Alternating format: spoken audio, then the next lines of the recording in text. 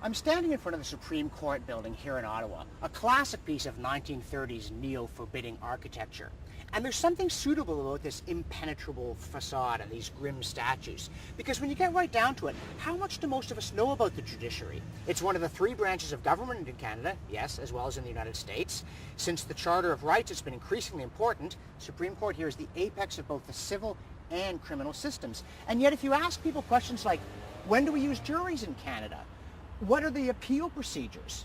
It's unlikely that they'll be able to give you much information. Now, a cynic might retort that a lot of people don't know much about the Houses of Parliament either. Oh, sure, they say, that's where politicians give florid, insulting speeches no one listens to, and then they all vote the way they're told.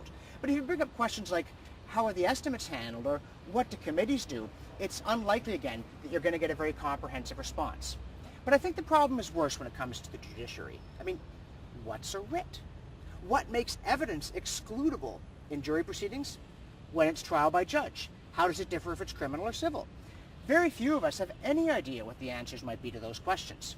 Now, obviously, the educational system could do a better job of teaching this. And frankly, yes, the press could do a better job of explaining it as well. But while we're waiting for them to do it, we as citizens ought to take it upon ourselves to inform ourselves better about the operations of this vital branch of government. After all, it's our judiciary.